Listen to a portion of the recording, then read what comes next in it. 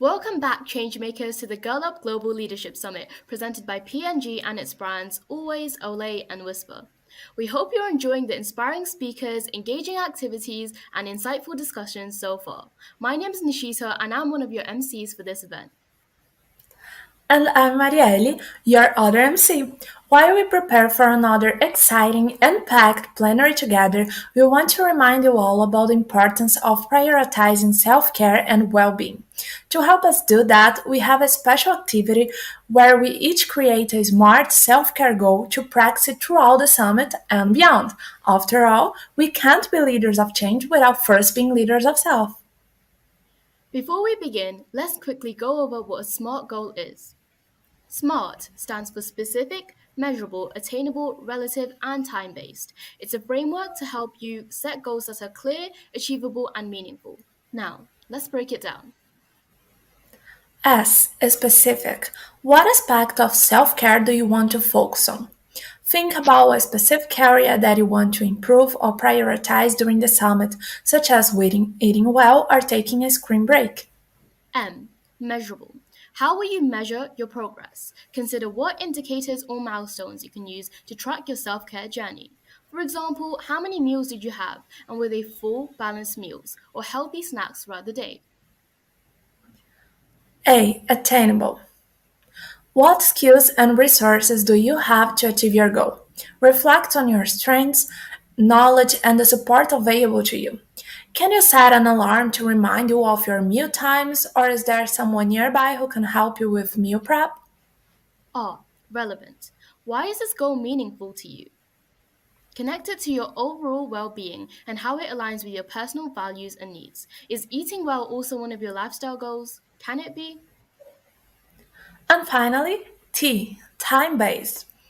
When will you achieve your goal? Set a realistic time frame or deadline to keep yourself accountable and motivated.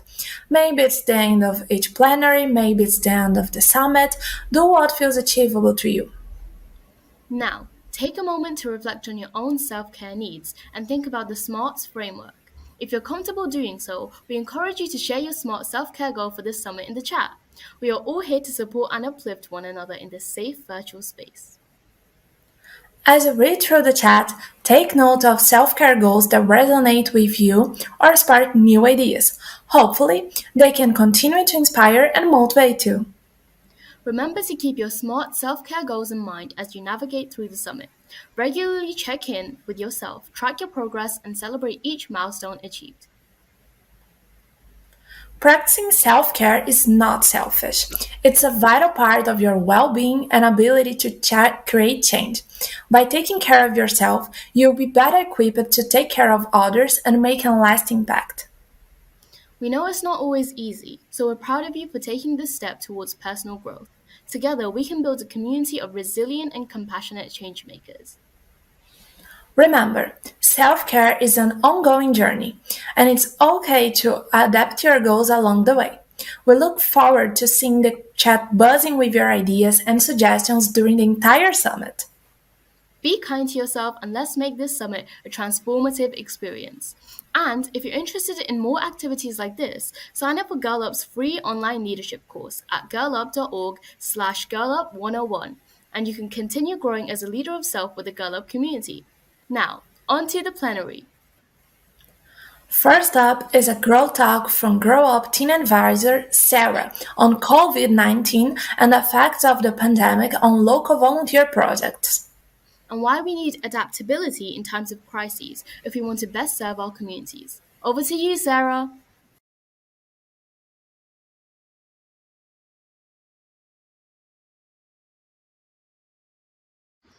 Many people have key moments within their lives that completely alter their brain chemistry.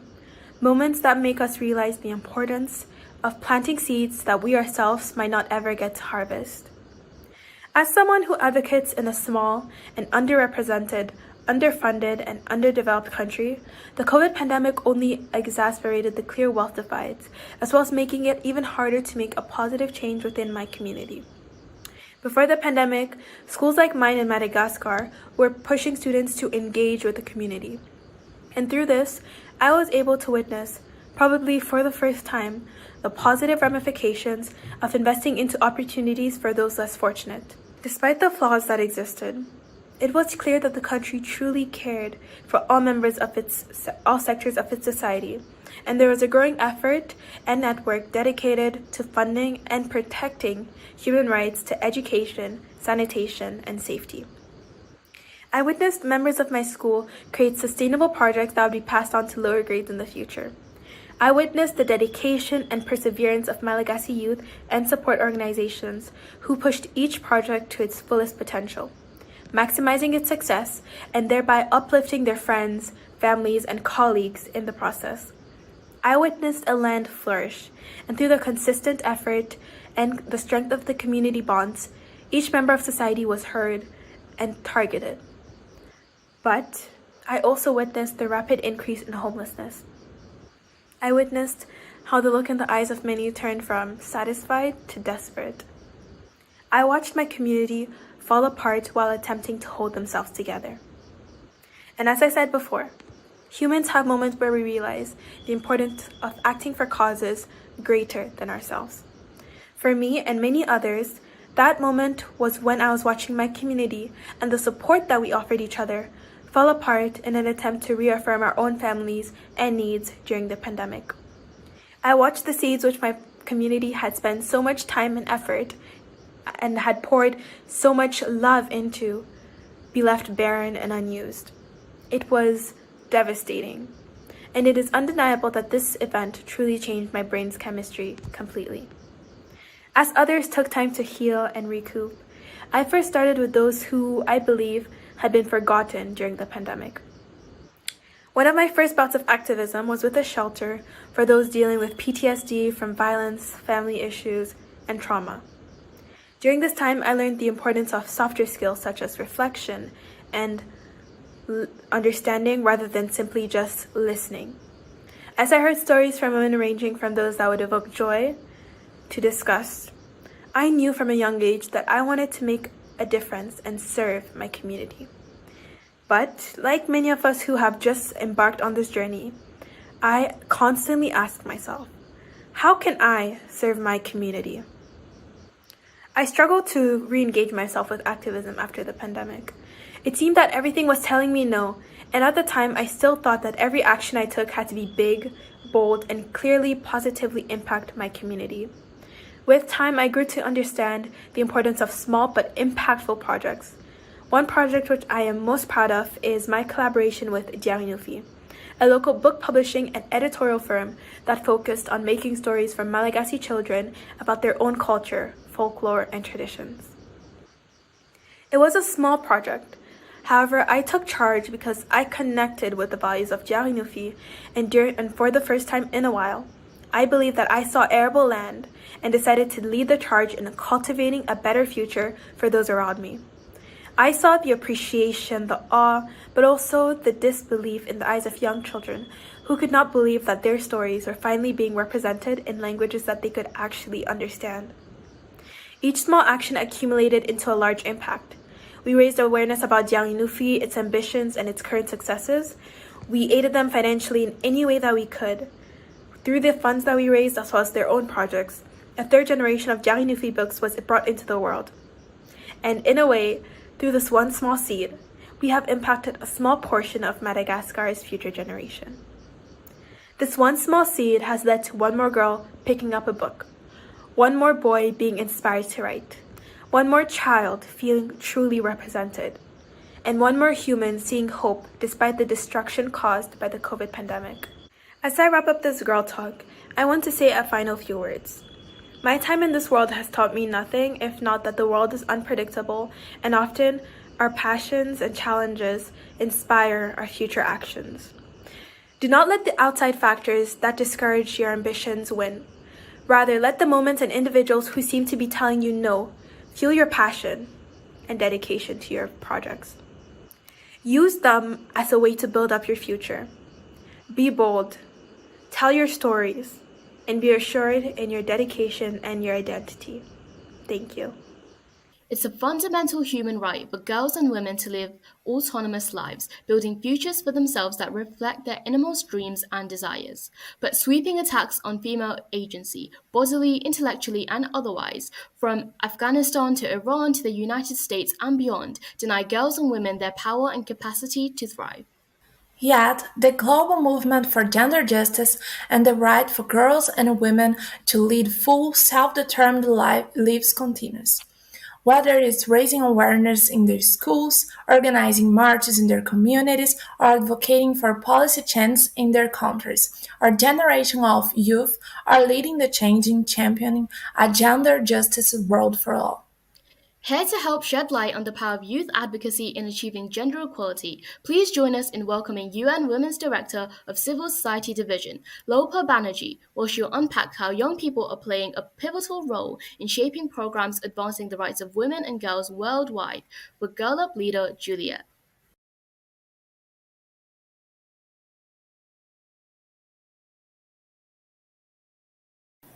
So thank you so much for having me today, Lopa. I'm very excited to have this conversation with you on our theme, The Movement is Yours. So I would move on to the questions today. And I would want to know that as the director of the Civil Society Division of UN Women, what are some of the specific initiatives or programs that you believe are most effective in engaging youth and empowering we the youth to become advocates for gender equality, both on local and global levels? Thank you so much for that wonderful question, Lady Juliet. And I am equally excited, if not more excited than you, to join you in this conversation. And for I believe that what is crucial to have young people joining the gender equality movement and to be gender equality advocates and leaders is initiatives and platforms that center stage their leadership, their agency, and their decision-making abilities. And that is what is crucial in order for young people to be able to drive the gender equality agenda. So initiatives like Generation Equality, for example, or the adolescent girl town halls that we have been running together with all of you. These initiatives are pivotal because what they do is young people engage not only as participants, but they engage as leaders in defining the agenda and then in making sure that the conversations that they are having with all of the stakeholders are accountable, so that their leadership, their engagement has a direct result in the decision making that stakeholders are doing in global, regional, and national policy making spaces. I also feel that, in particular, there are, it's absolutely crucial that we also look at how that young people participate in spaces where they, so far, we have moved from them not being at the table to them being at the table, like say in the intergovernmental fora. But now they need to have decision-making ability and the ability to be leaders in those spaces. Yeah, so I'd say that's very correct because I'm part of the NGO CSW, Young Leaders and Young Professionals, and it's been amazing whenever we meet, the opportunity that we receive to discuss on the SDGs, how we can all contribute to it, and how at the end of the day we are able to form policy briefs on the various SDGs. I mean, it's very empowering to know that our voices are not just heard, but they are also seen and featured as well. So just as she's saying, it's very crucial because we've moved from being getting us to the table to being at the table. So it's very crucial that we contribute whilst we are at the table so that our voices are seen and heard. We have the UN Youth Envoy and Gallup as well, that is promoting the voices of youth on local and global levels. So it's really up to us, the young people, to take advantage of these opportunities to let our voices seen. So on to my next question. I know personally that as a young and aspiring leader, especially being a woman, most of the time we face a whole lot of doubts and challenges in our leadership journey when you realize that it's different, the kind of path that men pass through when they want to be leaders is totally different for women. We are judged on a whole lot of things, and the stereotypes against that is very high. And I'm sure that you also passed through such journey. I mean, even if it's not the same, you had a similar experience. So I would want to know that, per your own experiences and your journey, what are some of the advices that you could give us? Like, if you could share some of the strategies that helped you to navigate these obstacles that you face in order to achieve your goals.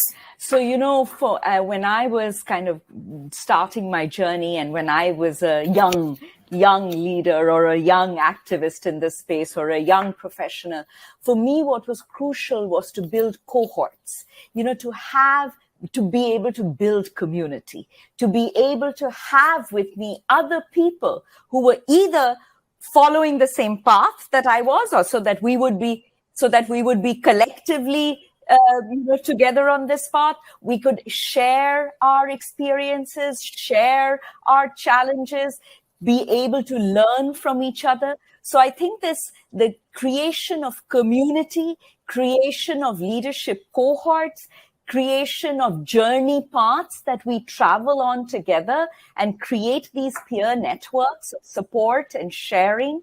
I think this is crucial. And these were my strategies when I was growing up through this process when I was young, and they continue to be my strategies even now, Lady Juliet. I think that in this journey is a difficult journey. It's challenging. Even now, it is challenging. And for me, one of the most important aspects of being in this space that helps is to have cohorts and solidarity networks of support among groups of people that have similar views and goals. Yeah.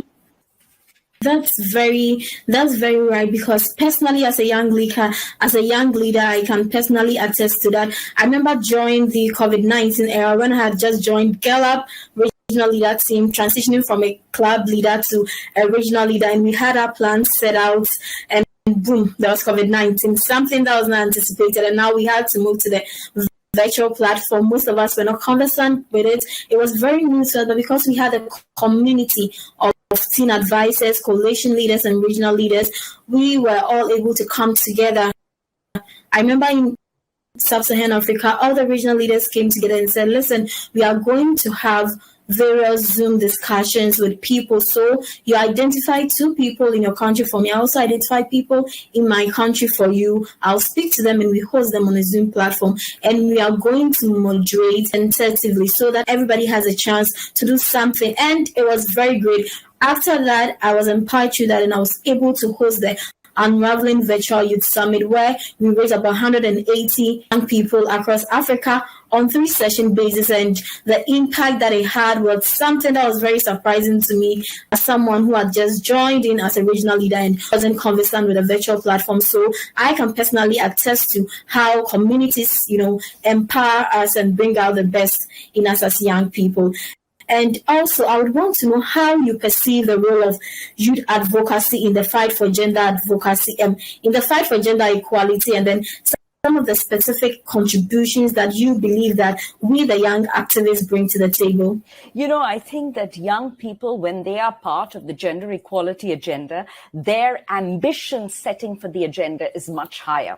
And so that's what moves the needle forward. So, for example, in generation equality, the presence of young people at the table, including, for example, in the Feminist Action for Climate Justice Action Coalition, as leaders in all of the action coalitions, in the Bodily Autonomy Action Coalition, in the Economic Justice and Rights Action Coalition, but particularly in the Climate Justice Action Coalition, in the Bodily Autonomy Action Coalition, their leadership, the presence of young people at the table, drove the ambition for these action coalitions much, much higher. Also, the advocacy of young people, for example, the manner in which young people advocated for CSW, that is what led, for the first time to have an interactive dialogue with young people as part of the official session, because of the consistent advocacy, relentless drive of young people driving this. When young people are at the table, their direct experiences, their unique insights are the bridge between policymakers and those that the policies, those whose lives are affected by policies. So the young people bring that bridge, are able to, through their lived experiences, bring that to the table. And so their advocacy is so much more, grounded. And so that's what helps to push the agenda forward. Okay, so moving on to my last question. Gallup is a youth-led organization or movement that has impacted over 200,000 young leaders across the globe. I want to know, in your view, how some of these youth-led movements like Gallup, Generation Equality, the NGO, CSW, YLYP effectively influence policy and decision-making processes to advance gender equality on a broader scale. So, I think that the point of these, youth-led and adolescent-led movements is that they bring fresh, up-to-date insights into the policy-making and decision-making processes. Because they are speaking so much from their lived experiences, they are able to illuminate the challenges, and they're also able to illuminate solutions, because they are in the community, they are developing solutions, and they are able to bring those solutions to the table through lived experience, number one, and through the energy and optimism of young people. That is a very inspiring and very powerful combination. The lived experience, the grassroots solutions, together with the commitment, the drive, the push, and the energy and optimism of young people. They also argue for some very, very important aspects. For example, transparency. They want to see results. They are impatient, and they make policymakers, they create a demand for urgency in the policymaking space. And so that level of urgency and activism and dynamism is crucial. I think that's the value addition that young people bring. And then a couple of other points, which is that, young people are able to work across different spaces, different ways in which they use technology, different ways in which they communicate and they engage across even differences of opinion. There are the ways in which young people mobilize and work across different sectors is unique. And there's so much for us to learn, institutions to learn, the women's movement to learn from young people in how to build networks of solidarity. Right. Thank you so much, Lopa. It was very inciting speaking to you. I've gained a lot of insights as a young leader, especially being a female young leader, on how to navigate my way through. I knew that there was importance of building a community, but you've made me understand the need to maintain such communities and the need for our Gallup leaders across the globe to also commit to the Gallup movement and to leverage on the community they have at Gallup to reach their dreams. Thank you so much. I've personally learned a lot, and I know that right from here, I'm going to just search Generation Equality and find some opportunities to tap into. Thank you so much for being with us today. I thoroughly enjoyed this, and I hope that we meet again. Thank you. Thank you. Thank you so much, Lady Juliet. It's been great to be in conversation with you. And UN Women will continue to create the platforms where young people can lead and can contribute, because they are the drivers of this agenda. So I'll leave it to the MPs.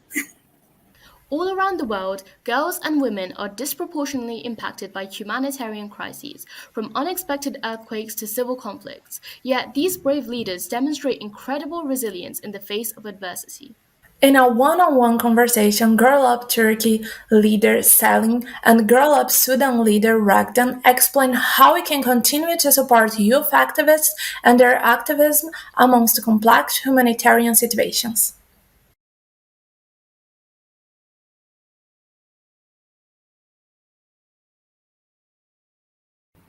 thank you so much to our amazing MCs for that introduction. I am really looking forward to this discussion with you, Ragdan. It's always so nice to get to connect with activists across different regions to discuss some of the issues we may have in common or ways we can learn from each other. Well, hi Celine. I'm looking forward to this conversation as well. Today we're going to be talking about how crisis affected our activism. So, Celine, can you please tell me how the devastating earthquake in Turkey last month has affected your advocacy? I think we can say that it took us a while in Turkey before we realized how big the damage was really. For me, it really hit me when my friends and I entered the university supermarket, for instance. Everyone was just emptying canned goods from the shelves, clearing out hygiene products, and loading empty boxes into cars for packaging purposes. Panic was everywhere, and it continued the day after and the next day. For many people, a sense of duty that came from within had us getting up at the first light of morning to go to the earthquake aid centers to help in any way we could. Really, for 2 weeks straight, we were repairing boxes until they were usable, packing them with food and clothes, loading them onto trucks, and then sending them to the 11 cities that were affected by the earthquake. And I can say that thousands of young people, doesn't matter if they were activists or not, just people worked outside all day in the snowy weather in Turkey as if their lives depended on it, which in some way it did, because we were not, we didn't lose any of our relatives bound by blood, but everyone had brothers and sisters in those cities to whom they were bound by our homeland. And speaking of homeland, Ragdan, I wanted to ask you, how has your advocacy been affected by the conflict ongoing in your country, Sudan? And can you share more about your experiences and the impact on your community? Well, that's heartbreaking, Celine. I'm so sorry for what happened. In Sudan since 2019 and even earlier, we were on ongoing, tryings to make Sudan better and lift it up and develop it for us and the next generations. We were on ongoing revolutions. Us as youth, we were ongoing tryings to do that. But what happened after that really had blocked our tryings and affected our youth advocacy in many ways, and especially after what happened on the 15th of April, we were on ongoing tryings within our community to help and make it a safe place for us and for other communities. But the looting of assets and assistance really had blocked that and make it difficult to reach a lot of people. It's really devastating what's happening right now. So can you speak on the correlation here that what's your effort to help mentally, emotionally, and physically with your advocacy experience? Thank you, Ragdan, so much. First of all, I'm sending you all the love and support. And I would like to answer this question by referring to the report and the fieldwork of Sunan'ın Kızları, because I think they're absolutely brilliant. They're an amazing organization that operates under, I would say, the umbrella of the Suna and Inan Kıraç Foundation. And according to their field studies, still basic needs like access to clean and running water is a problem. Hygiene needs and access to menstrual products are solved through NGOs and corporate donations. And unfortunately, the local authorities still lack the personnel and resources. Doctors and nurses and teachers, as well as NGO workers, are exhausted by the volume of work that needs to be done in the area. Yet, there is a growing awareness about girls' and women's access to safe spaces. Girls are especially resilient and have a positive drive to go back to school in the fall, get other capabilities as well. And organizations like Sunan'ın Kızları actually established children's hubs that are open to all children, boys and girls, aged from 12 to 18. Also, internet access is the biggest motivation and equalizer, which is very interesting to me. I think these are just great advocacy examples of balancing physical, mental, and emotional safety and health of children who were affected by disasters. And I think we have a lot to learn from an amazing organization like Sunan'ın Kızları. And Regdan, I'm sure you also have a perspective on how the safety of girls and women is especially vulnerable during times of crisis. Can you speak to how the threat to safety can correlate with times of crisis? Okay, well, thank you, Celine. Thank you so much. This is a crucial question, actually. So I did share a video last month about, it included actually about the situation for women and girls in Sudan if watching. And it has the predicted statistics of girls and women. But since then, there was an increasing of GBV cases and sexual assaults situations in Khartoum and in different states across Sudan. The situation is really hard for women and girls here. And the more it continues, the more it gets hard for girls, for women, in safety ways, including educational, including mental health safety, including physical health, in different aspects. So we are trying to help in communities, and we are sharing awareness of on how to prevent such accidents to happen to women and girls. But still the looting still the shooting and looting of the crisis is ongoing. So we just hope for the best, and we continue our efforts. So in Celine, in 2020, you founded We Ground Zero, right? Yes. You did. Yeah, a video interview for advocate youth and shared their success stories for the global audience to see it. So I did wanted to ask you how important sharing such moments and success stories is important for your efforts and for the advocacy you are trying to reach, and how the solidarity communicate can find in times of crisis. Well, I started We Ground Zero because I needed a platform like that myself. I think young people have the power, motivation, and drive to create change and pursue their passions. However, they don't know how or where to start. That is exactly why I wanted to found the platform, to kind of bring the experts per se and bring them together with youth who might share similar dreams but just need a starting point, someone to guide them. That was creative. And I believe that collectively celebrating success fosters inspiration, motivation, and a sense of unity within a community. It showcases the achievements and encourages progress.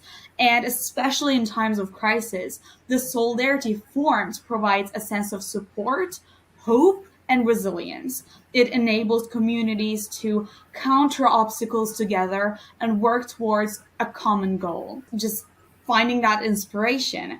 Earlier this month, I know you published a thought and action-provoking piece with Girl Up called My Message to the World, Stand for Sudan. Yes. I wanted to ask what inspired you to share your story on a global platform like Girl Up, and do you have an update or follow-up message for our readers who were just captivated by your story just 3 weeks ago? Well, I'm actually a team leader here in Sudan in Girl Up, and we're ongoing trying to share what Girl Up is doing in the world and especially in Sudan.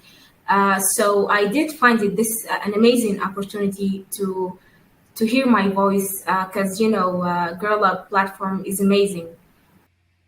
So actually, to see the updates for those who didn't or don't know the updates in Sudan, still the crisis is ongoing, and approximately 2.5 million people are expected expected out of Sudan, as displaced people out of Sudan, and 2 million people internally displaced. So the situation is still, the crisis is still ongoing, and the situation is still difficult. So still my voice, if it can be heard, and luckily I promise and I do think it can be heard across other platforms. Still, my message is we need to stand for Sudan, and we need to send our voices to the people out there. That is so inspirational. Again, once again, I'm sending you so much love and support, and just the things you said are just so inspirational, just and so Thank empowering, you so and much. just brings us back to the reality. And again, like, please let me know if there is anything I personally can do or I can do with Girl Up Istanbul. Thank you so much. Of course, we're here for you. As Girl Up, as your sisters, we're here for you, and we stand with Sudan. Thank you, Ragdan, so much. It was so meaningful and just incredible and eye-opening to speak to you today on these very important topics and pressing issues of our day. Thank you so much, Celine.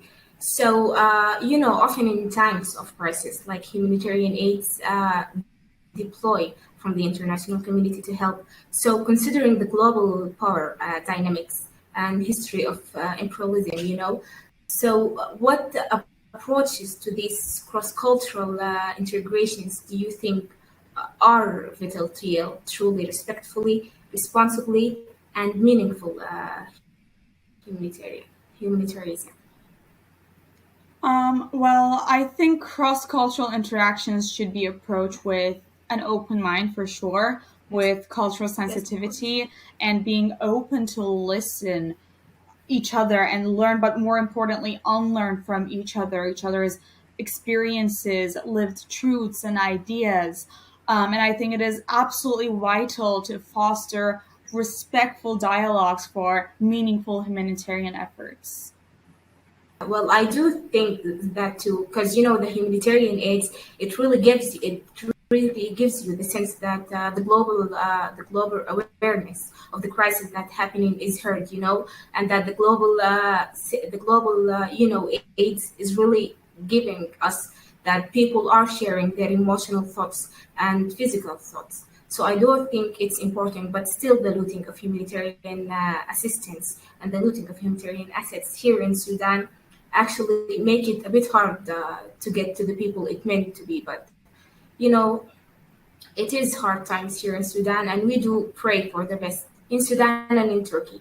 Thank you so much, Celine, for the enlightenment of this conversation. It was amazing hearing from you and seeing you. Thank you so much. Thank you as well, Ragdan. Thank you. Two of the regions highlighted in the previous fireside chat were Middle East and North Africa, or MENA, and Europe, a couple of Gallup's newest additions to our global network of regional hubs. Although they are new, they are by no means small communities. From organizing events centered around sustainability and design to creating youth advisory boards and speaking at schools about gender diversity in leadership, Girl Up Europe and MENA have been busy.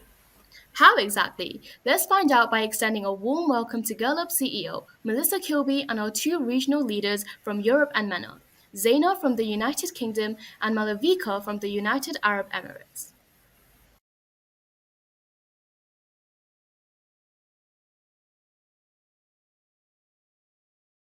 I am so excited to be here with you all at another Global Leadership Summit.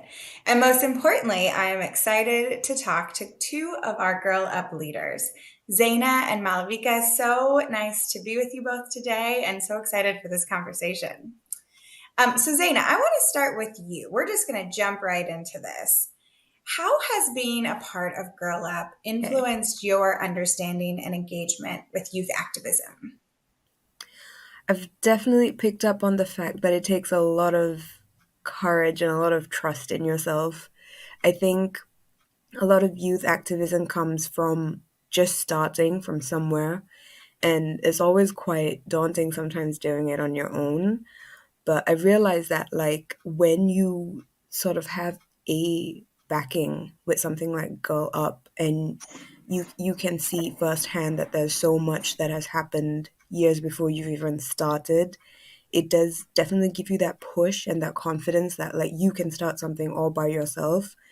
but you have like this trail of like amazing women and girls who've pretty much done the same, and there's no reason you can't either.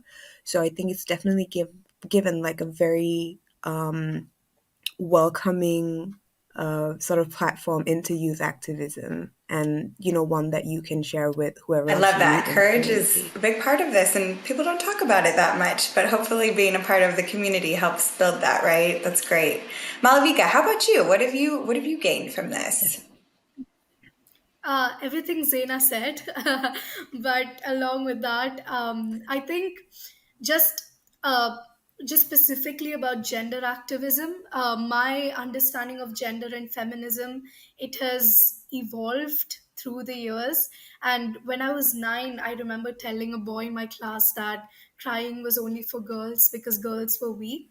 And my journey from there to who I am today, a feminist and a staunch gender advocate, it has been defined by a lot of these turning points, and Girl Up has definitely been one of those turning points. I was a founding member for the Girl Up Club in my high school, and we had boys on our team as well. And I think it really opened my eyes to the fact that the fight for gender equality is really a very collaborative process.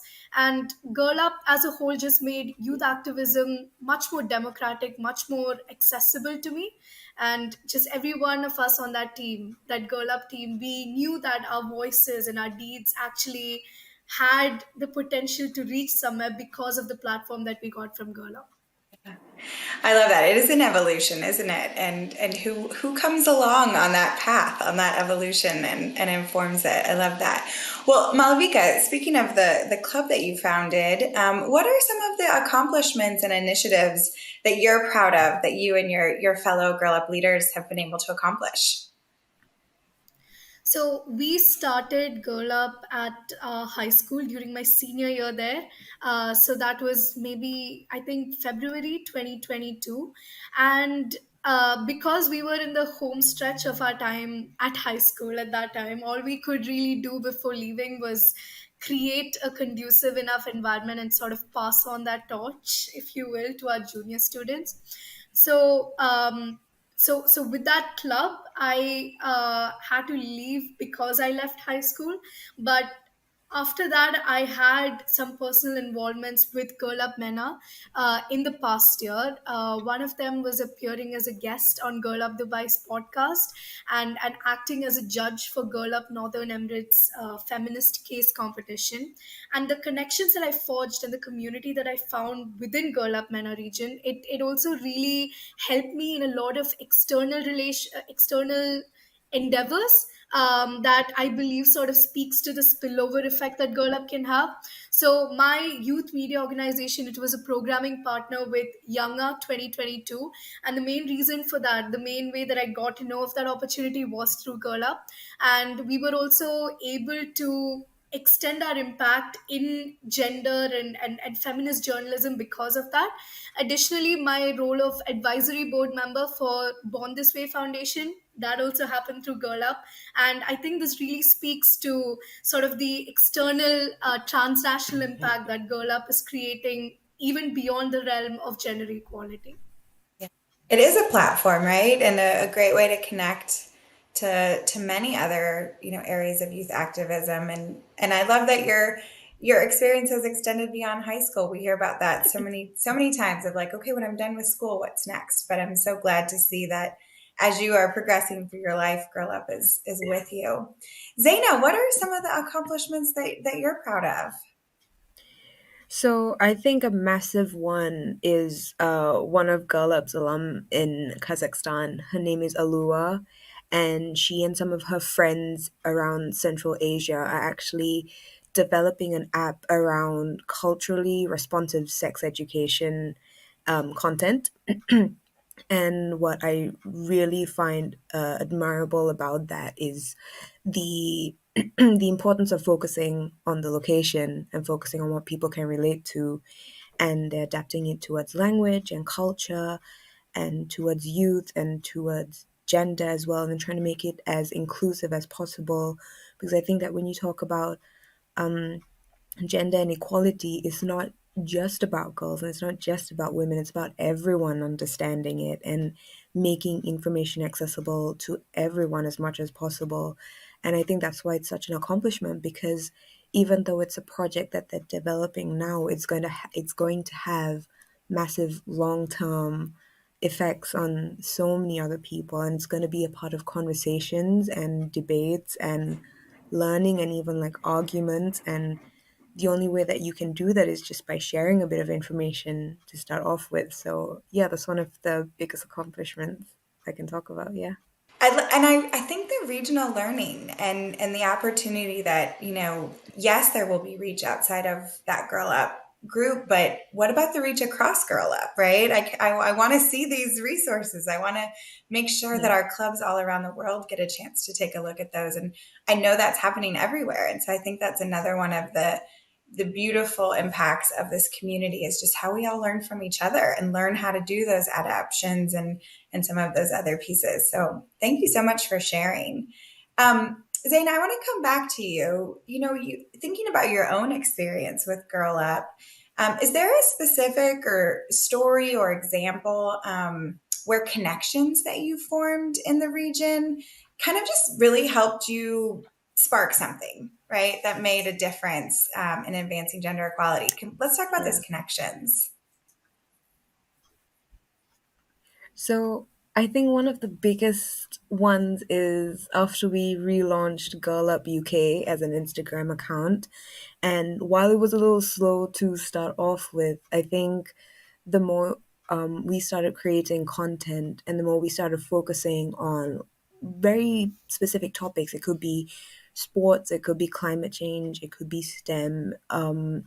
You could really see how people were interacting with it, and it's not just people in the UK, it was people everywhere in the world. It was different Girl Up clubs as well that I was still connecting with.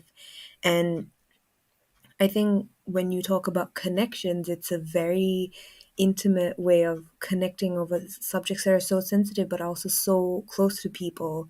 You don't necessarily have to go through those problems to understand what people have been through. And I think that's what's been helping myself personally connect with other girls and other women. And what's great is that like sometimes I try to reach out to people personally, like I see their work and I say, well, you've got an interest, we've got an interest. Would you like to do something together? I think it's a really simple hand to reach out to. And 9 times out of 10, that's what people want. People want an opportunity to speak. They want a platform to talk on. They want their work to be appreciated. And I think that Girl Up is one of those very sentimental, very personal platforms where people will get their spotlight and you want to give people their spotlight as well. So I think social media has been a massive one this year. I love that. And connection, that's obviously so literal on social media, but we all know it's also so personal. Malavika, really quick, what jumps out to you about a connection that you've made? I think the entire MENA region, Girl Up MENA region team deserves a shout out for this one, because the whole MENA region, it's made up of this melting pot of stories. We have native women, immigrant women, we have people from all kinds of different backgrounds, and sort of forging these connections with clubs around me, like Girl Up Dubai and Girl Up Northern Emirates, and even beyond the United Arab Emirates. It really sort of helped me sort of create programming that appeal to a broad range of interests, while also being very beautifully specific to each woman and each girl. And something that we're doing now is restarting Girl Up at the university that I go to, Girl Up NYUAD, and we're hoping to transform that into sort of an embodiment of what Girl Up MENA is all about. I love that. I love that. My most favorite thing about Girl Up is that we can make these connections and really to hear, Zaina, what's happening, not just in the UK, but across the European region, and Malavika, to hear what's happening, not just in Dubai, but across the entire Middle East, North Africa region. I mean, we all know, all of you watching, all of you who are part of this global community, you know that those connections are happening all over the world. And that's such a big part of the Leadership Summit is the opportunity to create even more connections outside of your region, outside of your country, outside of maybe your school. And so I'm excited for our conversation to hopefully spark even more connections. And I want to thank you both so much for the work that you do, for the leadership you bring, and for the connections that you make. And we're going to turn it back over to the MCs for that. But thank you both so much for being part of the Leadership Summit. Thank you. Thank you very much.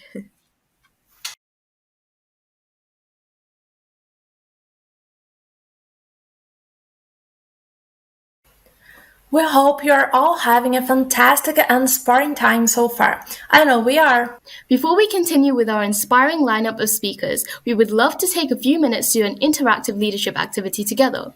How does that sound, Marieli? Sounds fun, Nishita. I was just thinking that it would be great to grasp a few more tangible leadership skills that I can put into action. After all, it is the Global Leadership Summit. Exactly. This activity will help us explore the power of communication and how it plays a pivotal role in being an effective leader of peers. So, let's get started. The first step of this activity is to find a square piece of paper and fold the corners over into triangles. Take a moment to do that now, and we will do it with you. Remember, we are folding all four corners of the square into triangles.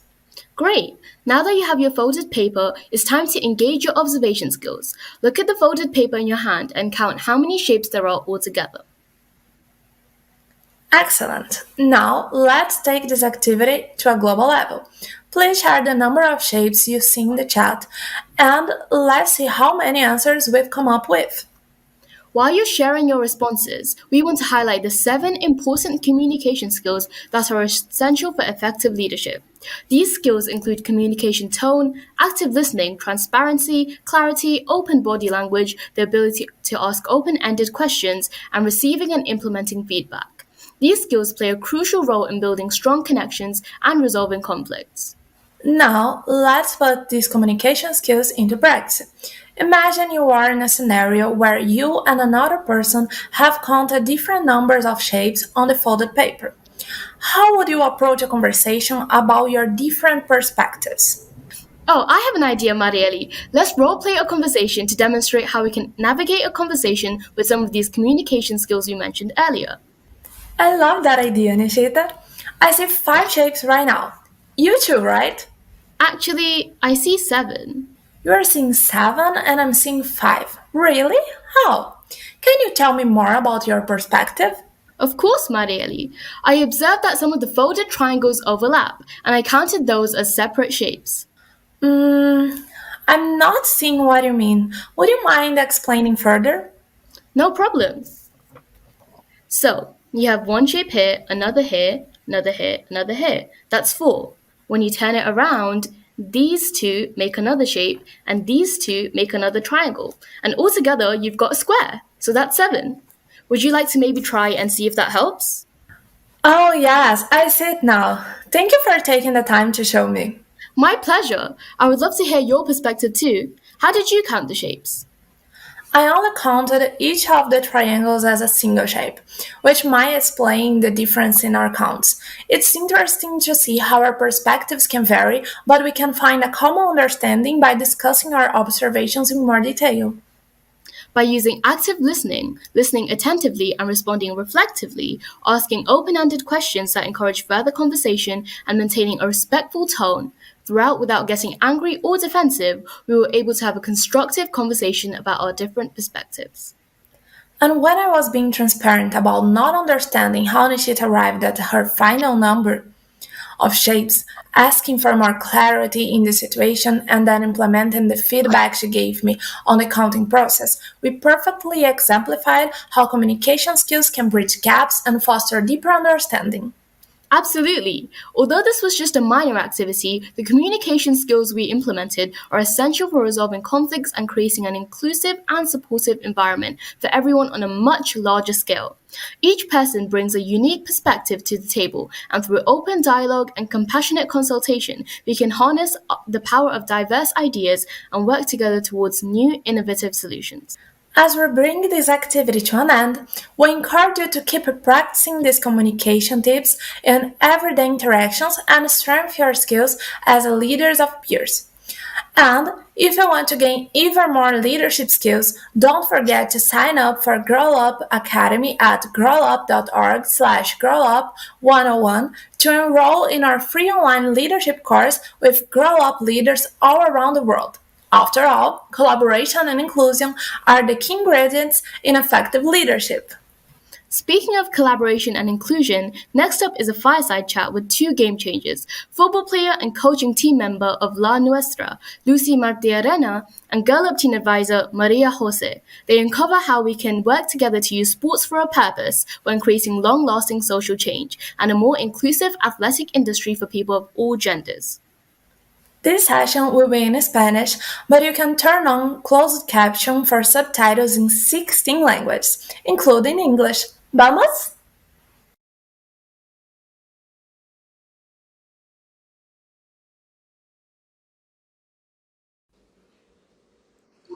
Lucy, muchas gracias por aceptar la invitación. Estamos muy felices de tenerte y conocer tu historia y lo que te inspira.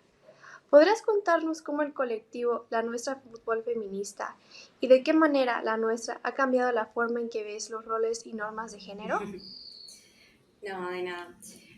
Sí, La Nuestra Fútbol Feminista es una organización ubicada en la Villa 31, que es un asentamiento de la ciudad de Buenos Aires, bastante estigmatizado por la sociedad.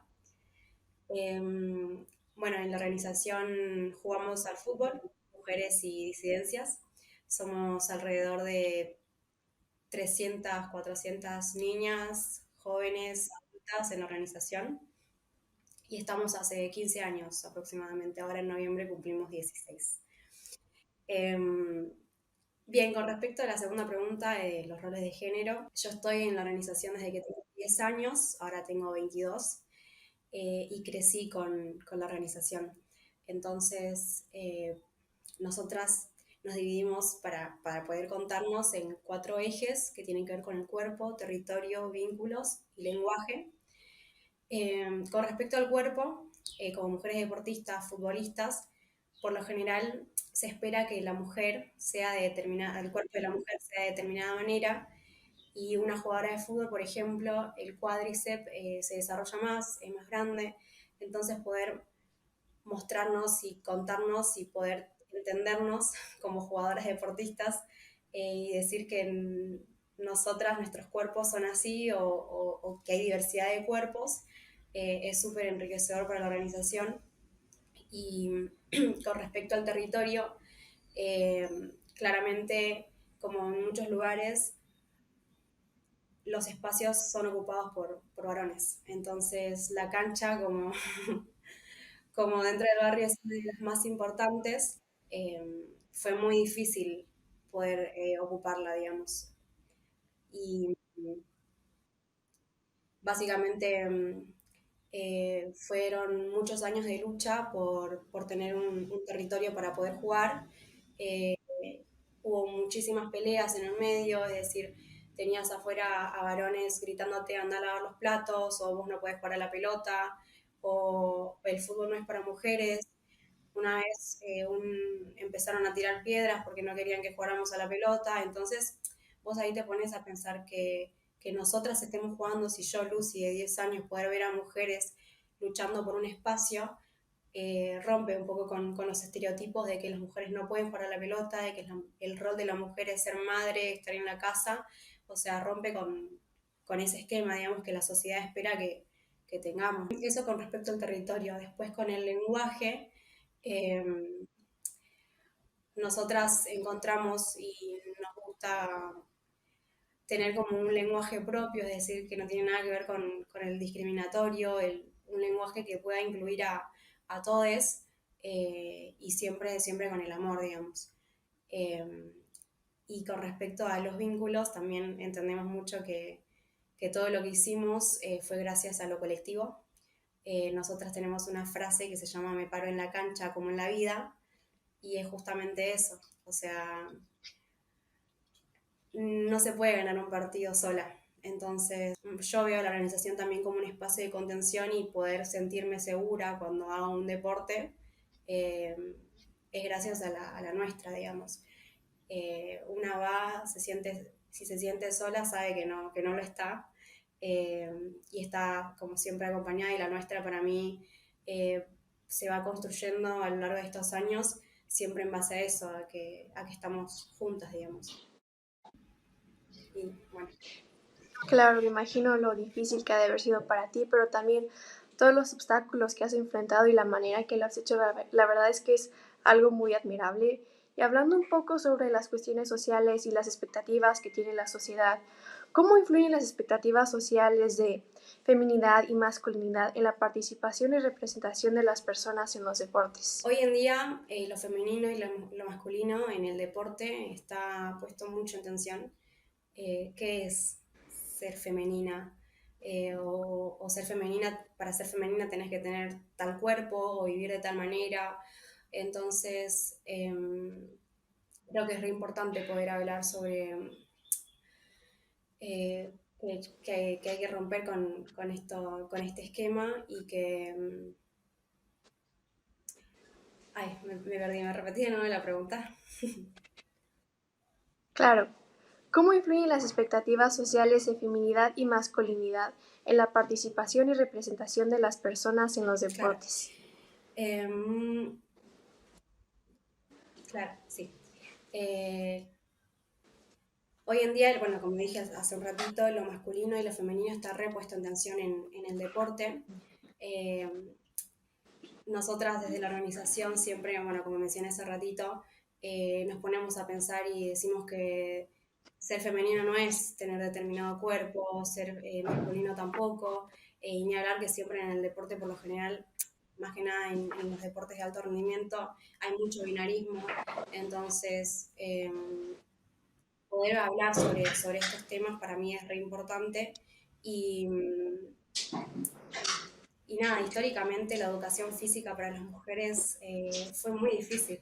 Ya el poder tener educación física fue una discusión de muchos años y siempre estuvo puesta sobre la mesa lo biologicista y lo científico, incluso al día de hoy. O sea, puedes ver que por lo general te hacen preguntas cuando sos jugadora de deporte de contacto, ¿no es peligroso? O no puede perjudicar, qué sé yo. Una vez me hicieron una pregunta en relación al pecho.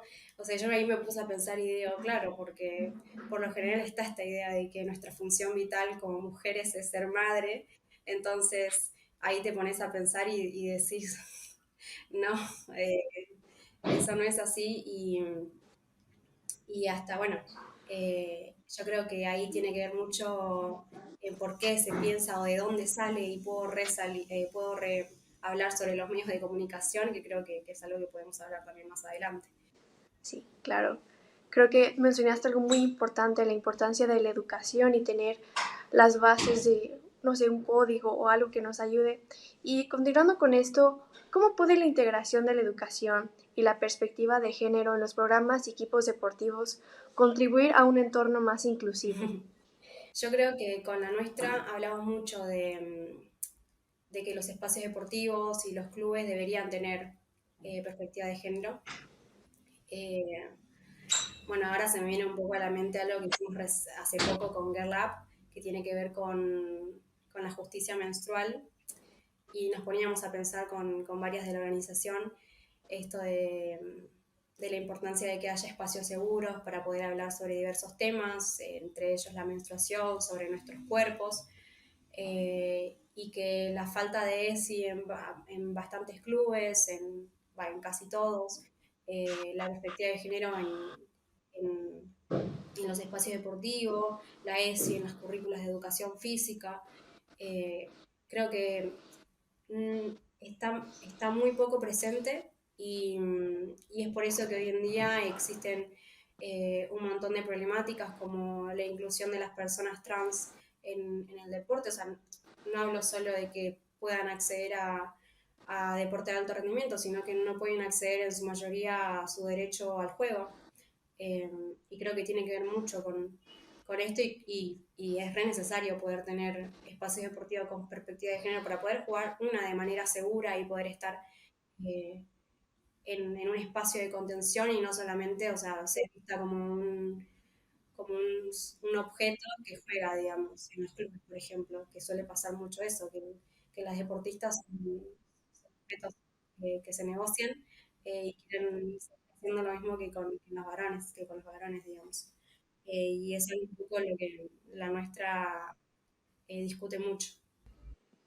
Claro, Lucy, creo que todo lo que mencionas es muy importante. Hablando de la salud y todo lo que conlleva ser una mujer deportista, tocaste un tema muy importante que es la salud menstrual.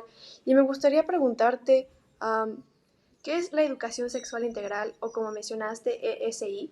¿Nos podrías contar un poquito más sobre eso? Sí. La educación sexual integral es un derecho acá en Argentina y busca poder capacitar no solo a las escuelas, sino que se mire de manera transversal e interseccional en distintos espacios. Yo puedo hablar de la ESI en el deporte, porque más que nada es algo que todavía sigue en discusión y sigue como siendo como muy difícil porque o hay muy pocos contenidos que puedan ayudar a los espacios deportivos a poder hablar sobre eso y trabajarla, sino que también no hay interés de parte de los clubes o de los espacios deportivos en poder adquirirlo, digamos. Eh, Está el derecho, pero no es ejercido, digamos. Incluso pasa mucho en las escuelas que todavía sigue siendo un tema de debate el que haya o no, o de qué manera se aborda, es decir, por lo general suele ser muy biologicista, muy científico, o por lo general se habla mucho también de cómo cuidarte, pero quizás no se tocan otros temas como, qué sé yo, el poder hablar sobre cómo una se siente, el poder, no sé, trabajar muchos otros temas que no tengan que ver solo con el cuidado y las enfermedades de transmisión sexual, digamos. Claro. Bueno, Lucy, te agradecemos infinitamente tu tiempo, las historias que nos has contado y sobre todo el trabajo que has hecho. Creo que definitivamente inspira a niñas y mujeres que hoy te están viendo a perseguir sus sueños y luchar contra los estereotipos y abrir espacios como lo has hecho tú para tener diálogos hablando sobre personas no binarias, atletas mujeres y sobre todo lo que conlleva ser un atleta. Y Lucy, si nos quieres dejar un mensaje a todas las niñas que hoy te están viendo, te doy el espacio. Bueno, primero que nada me gustaría decir que luchen por lo que quieran, por lo que sientan que les corresponde y que no se sientan solas, que al lado seguramente tienen a una niña, una amiga que también les pasa lo mismo que a ustedes y que quieren lograr lo mismo, así que siempre, siempre acompañada. Eso. Muchas gracias, Lucy. Hello, Girl Up Youth leaders joining from around the globe. I'm WWE superstar Sonya Deville, and I'm so thrilled to be here with all you changemakers today. I hope you are enjoying the 2023 Girl Up Global Leadership Summit. WWE is so proud to support Girl Up in Sports Scholarship Fund, and I'm thrilled to announce this year's Sports Scholarship awardees. So please join me in congratulating this year's recipients.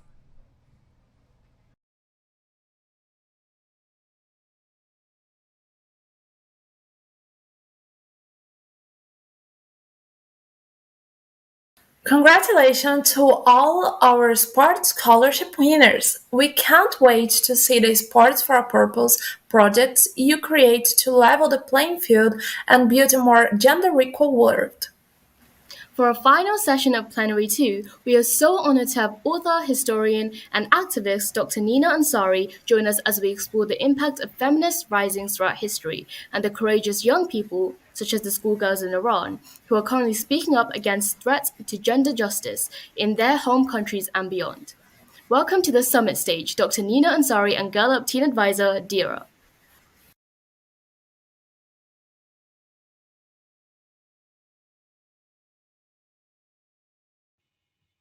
Hi, Dr. Nina. It's so nice to meet you and so excited for you to be here in the Girl Up Global Leadership Summit. How are you doing? I'm good, thanks, Dira. It's lovely to meet you virtually, and thank you for having this conversation with me today. I'm very much looking forward to it. Yeah, same. I'm very much excited because as a Girl Up Teen Advisor this year, I've been using storytelling a lot for my activism, and I know that's something that you're great at. So maybe we can go straight to our first question and discussion about your recent book, actually. In your most recent book, Anonymous is a Woman, you discuss various women who made huge impacts on society, but they felt as if they didn't have a voice. What's your message to people who feel like they still don't have a voice or are not being heard? Dira, that's a great question. The women I profiled in my book were actually born prior to 1900. The reason I profiled women born in the earlier centuries was to show that despite limitations, each and every one of those women was able to excel in practically every field in various endeavors. As a way to pay homage to them and also celebrate our achievements and to show what is possible despite the limitations.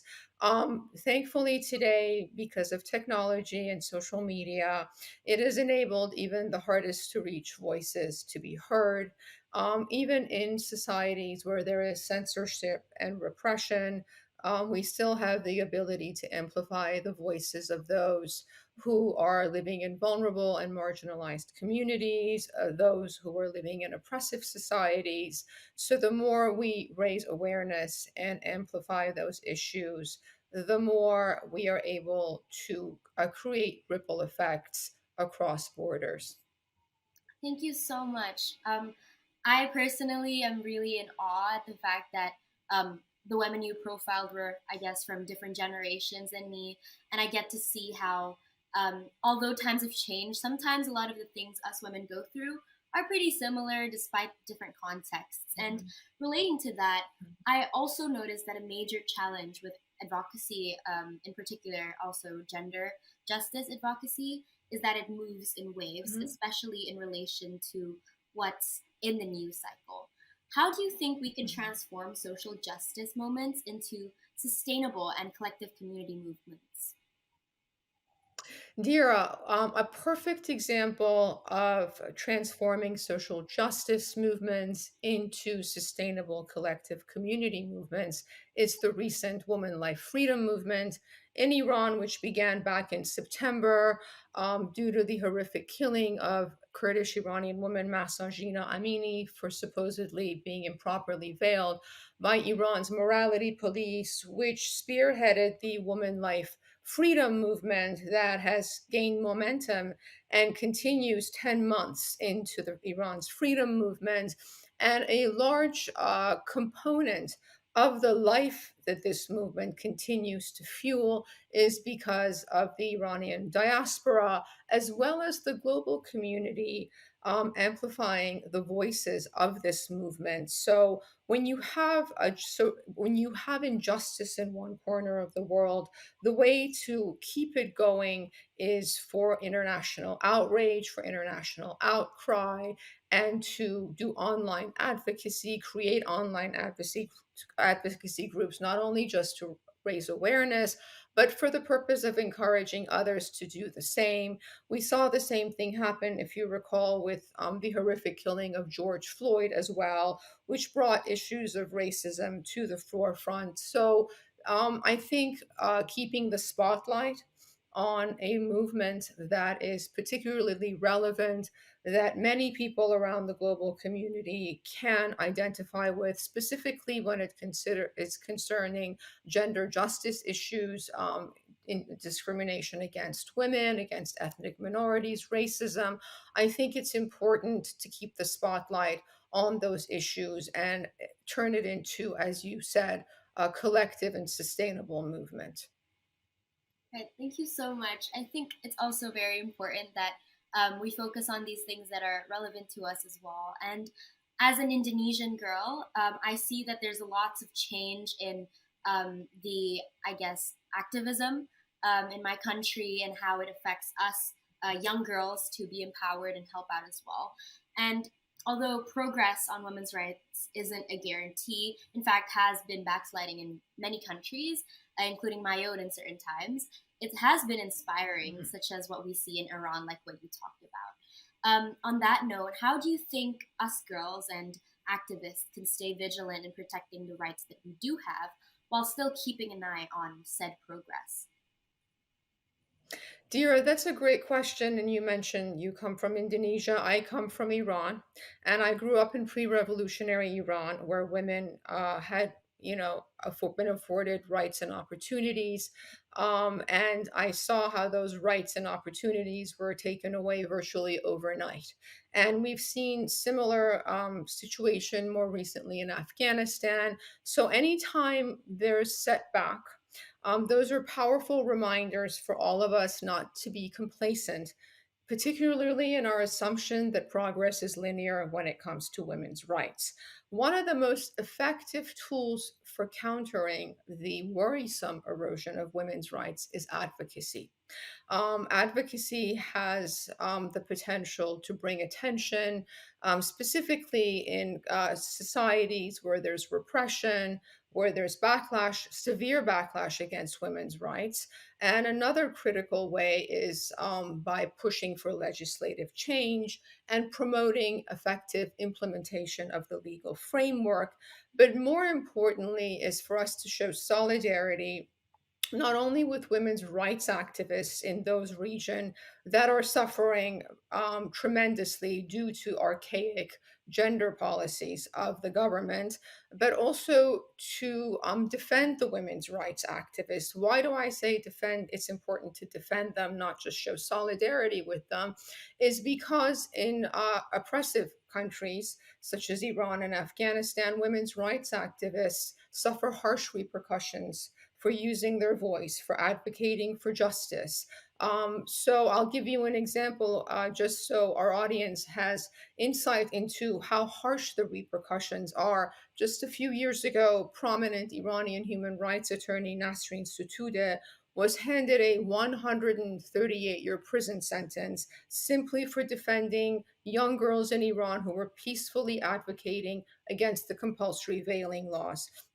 So again, it's multiple layers are involved in ensuring that our hard-won gains are not lost, and when they are lost, it's important to amplify and raise your voice.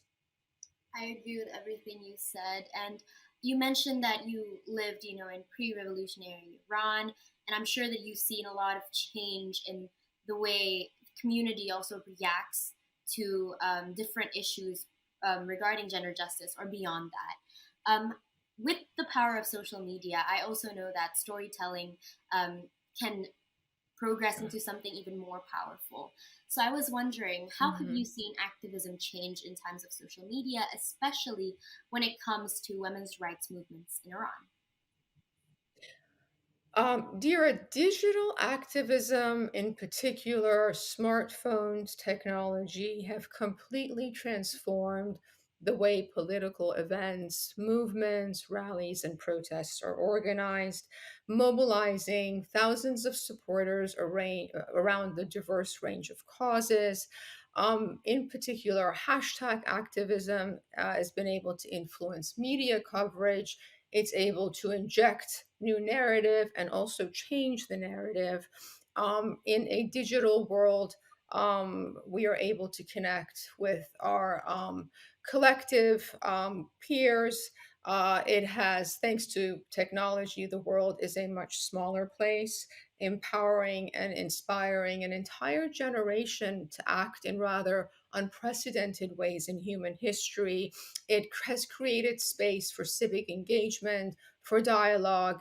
And as you mentioned, the power of storytelling comes even more to life when when you're able to reach the global community and share what the struggles of women in different countries face, the injustices they face. So it's hugely transformed the face and overall message of activism in the best possible way.